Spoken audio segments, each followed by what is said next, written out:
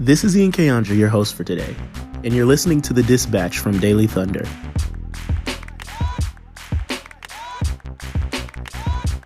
Every story, every game, every day. With 2 games down in the bubble, the Thunder have kind of offered us these 2 extremes. We had a great game against the Jazz where the offense was rocking and firing on all cylinders. Then we had this grinded out slugfest against the Nuggets, which resulted in an overtime loss. It was a flip the coin sort of affair for the Thunder in the past 2 games. You weren't really sure what you were going to get, but you got something and you either loved it or you hated it. At least that was my disposition with it. The game against the Jazz, where things seemed to be rocking and rolling on all cylinders, was one that kind of seemed to think that the Thunder just picked up where they left off 4 months ago, right? This team that was streaking, that was dominating, and it was refreshing to see that, oh, maybe this layoff didn't really affect things. Um, the scrimmages, they offered that same feeling, but again, that was we're playing against team second units, and oftentimes the starters weren't really playing a lot in those scrimmages. This Jazz game was the first game for the Thunder where all bets were off, and we saw the team play extremely well. So what happened in the Nuggets affair that caused things to kind of fall apart at the seams? One would be no Schroeder. Now we've all lauded Schroeder all season long. We know what he's capable of doing, and we know his value for the Thunder in that 3-guard lineup. But what has been understated has been Schroeder's value for the second unit in totality. Dennis Schroeder is a guy that oftentimes, when things aren't getting going, he takes the onus on himself. He's willing to be the spark plug that ignites that offense. And what we saw early in that Nuggets game was a Thunder offense that was struggling. And those were moments all season where Billy Donovan has gone to his bench. Those have been moments where Billy Donovan has said, Dennis Schroeder, get in there and get us a bucket. And what has happened is Schroeder has kind of let a run, and he's led an offensive onslaught where it's that you can't stop Schroeder from getting to his spots. You can't stop Schroeder from running that pick and roll well with Steven Adams and Nerlens Noel and whoever is out there playing with him. Without Dennis Schroeder, due to the birth of his child, congrats to him and his family, we saw the Thunder offense, when they were stalling, not really have anything to go to. So that was one thing.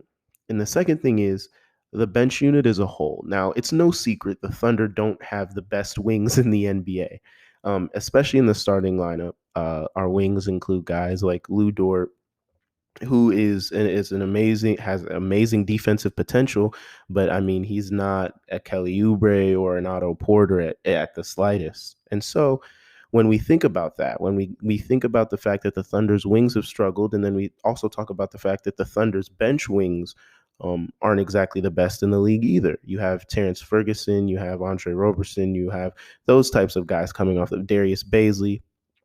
You have Andre Roberson, who is coming off of a knee injury, and this is his, sixth game back from not playing for a couple of years. You have Terrence Ferguson, who has struggled all season and did not play against the Nuggets. And then you have Darius Baisley, who's a rookie. And so the second unit, especially with no Schroeder, has these questions that surround it. What was interesting in the Nuggets game, however, I will say, is Abdul Nader, when he came into the game in the third quarter and ignited things, he kind of fulfilled that Schroeder role for the time being. But one interesting thing about that is the fact that Abdul Nader, where his game differs from Schroeder, is he is not as great at creating his own shot as Schroeder is. Schroeder is a great ball handler. He's snaky. He can get to the mid-range elbow, the shot he loves, especially coming off the right side of an Adams screen. Abdul Nader is more of a catch and shoot guy, one bounce guy, attack the rim, slasher. But without a guy that's a setup man, he can often struggle to find a shot. So that third quarter was more of an anomaly than the norm. And so going forth, especially without Schroeder for an extended period of time, my question is, what's going to happen to the Thunder's second unit, and what's going to be the Thunder's closing lineup? That's one thing that we saw. In overtime, the Thunder struggled, and that typically would have been a place where the Thunder go to their 3-guard lineup. Denver has they play a huge lineup. They have guys like Bol and Jokic, and our former Thunder, Jeremy Grant, who is a uber athletic 4th and 3 man. Now, with that huge lineup, a three guard lineup kind of offsets that. And the Thunder didn't have that ability to go to that at the time because, again, Schroeder hasn't been available. And so those are the types of questions that have pontificated since that Nuggets game. Um, Going forward without Schroeder, what's going to be the remedy to no three guard lineup? Who's going to be the offensive creator off the bench? Who's going to be the spark plug? And who's going to be the answer to whenever the other team goes on a run and the Thunder needs somebody to stop it? One good that came out of that game was seeing the growth in Shai Alexander as a closer. He struggled all game. He was in foul trouble. He had 5 fouls, and he was kind of playing on thin ice. And then in the fourth quarter, he seemed to get going. And it was like watching another step in his development. We've seen this guy get better all season long, but this was something special in the fact that he hadn't been going all game long. And then when it came to winning time, when it came to putting the Thunder in a position to snatch victory from the jaws of defeat, SGA stepped up.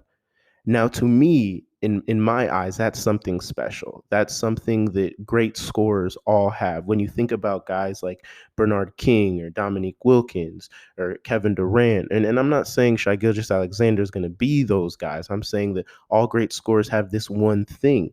It's that they can struggle all game, but when it comes to winning time, that they find a way to make shots. It's like Carmelo Anthony in the mid to early 2000s, where he could struggle all game, but in the fourth quarter was Carmelo time. And then in the 2010s, when he was with the Knicks, he had some of the clutchest moments of his career.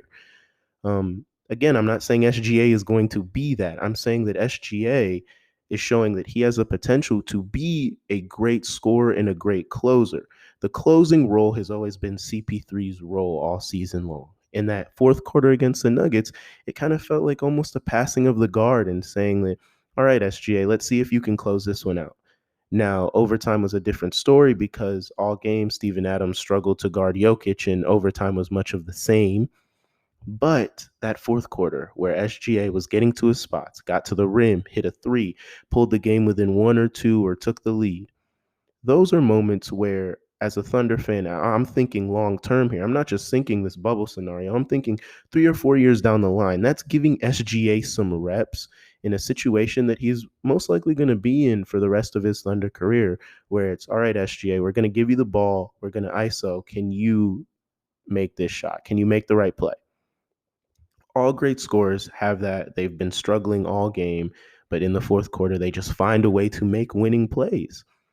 And the fourth quarter yesterday against the Nuggets was kind of SGA taking that step to say, I've been struggling all game, but I'm going to make winning plays now. So I think for the Thunder going forward, we can kind of take the happy medium in what's going to happen in this bubble. We might not be as good as we were against the Jazz, and we're definitely not going to be as bad as we were against the Nuggets. The happy medium is that we're going to be somewhere in the middle. We're going to be a team that is going to be competitive. They're going to be scrappy. We're going to be a tough first or second round out. But we're not going to be a dumpster fire, and we're not going to be setting the nets on fire every single game.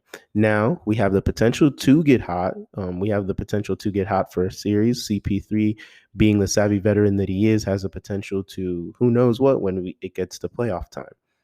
But we can't hang our hat on the rough loss, and we can't rest our loins on a dominant win. So going forward, the next two games against in the bubble, I want to see my goal is to see if the Thunder find that happy medium where what we're looking for is consistency. What we're looking for is a consistent effort. What we're looking for is SGA continuing to make leaps and take steps towards being that closer, being that guy that says, look, just give me the ball in the tough spots and I can win that for us.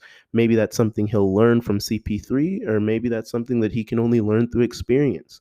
But as we look forward in the bubble, I think that that's what we have to really, really hang our hats on. Our team right now is in a happy medium. We've been in that happy medium all season. That's no different now than it was in January. And so we may not be as good as we were against the Jazz, but we are definitely not as bad as we were against the Nuggets. Thanks for listening.